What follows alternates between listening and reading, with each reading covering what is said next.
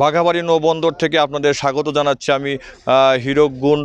জ্বালানি তেলের মূল্য বৃদ্ধি পেলেও ট্রাক ভাড়া সমন্বয় না হওয়ার কিন্তু আজকে বাঘাবাড়ি নৌবন্দরে ট্রাক মালিক গ্রুপ বাঘাবাড়ির ডাকে কিন্তু আজকে এই অনির্দিষ্টকালের জন্য কিন্তু ধর্মঘট ট্রাক শ্রমিক মালিকরা ধর্মঘট শুরু করেছে, যার ফলে কিন্তু আজকে সকাল থেকেই কিন্তু এই বাঘাবাড়ি নৌবন্দর থেকে ট্রাকে কোনো প্রকার পণ্য কিন্তু ট্রাক মালিকরা তারা কিন্তু পরিবহন করছে না।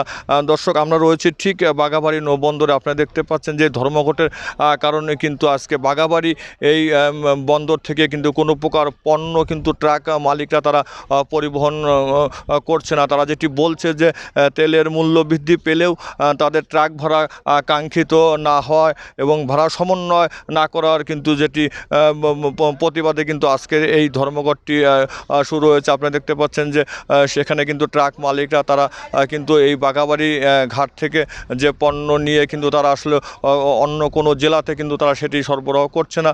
এদিকে এই বাঘাবাড়ি নৌবন্দর থেকে কিন্তু উত্তরবঙ্গের 16 জেলায় সেখানে সার, সিমেন্ট, কয়লা সহ বিভিন্ন পণ্য কিন্তু সরবরাহ হয়ে থাকে উত্তরবঙ্গের 16 জেলায়। প্রতিদিন কিন্তু এই বাঘাবাড়ি বন্দরে সেখানে চট্টগ্রাম এবং মোংলা থেকে যে বড় বড় ছোট বড় জাহাজে করে কিন্তু এই পণ্যগুলো আনা হয়। কিন্তু আজকে এই ধর্মঘটের কারণে কিন্তু এই বাঘাবাড়ি নৌবন্দর থেকে কোনো প্রকার পণ্য কিন্তু সেখানে ওঠানামা বন্ধ রয়েছে। আপনারা দেখতে পাচ্ছেন যে এই বাঘাবাড়ি ঘাটে কিন্তু অনেক জাহাজ কিন্তু সারা নোঙর করে রয়েছে এবং এই ধর্মঘটের কারণে কিন্তু এই জাহাজগুলো থেকে যে পণ্য সেগুলো কিন্তু আসলে ওঠানামা কাজ বন্ধ রয়েছে।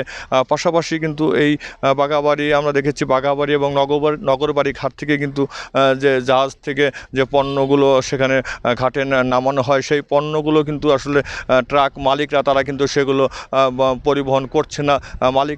ট্রাক মালিকরা যেটি বলছে যে জ্বালানি তেলের মূল্য বৃদ্ধি পেলেও কিন্তু তাদের যে ট্রাক ভাড়া সেটি আসলে তারা ভাড়া বৃদ্ধি হয়নি এবং তারা যেটি বলছে যে অবিলম্বে কিন্তু এই ভাড়া সমন্বয় তারা দাবি করেছে, অন্যথায় তারা এই ধর্মঘটটি অব্যাহত রাখবে এমন কথা কিন্তু তারা নেতৃবৃন্দ বলছে। এবং এই ধর্মঘটের ফলে কিন্তু আজকে অনেকটা দেখেছি সকাল থেকেই বাঘাবাড়ি এই ঘাটটি অনেকটা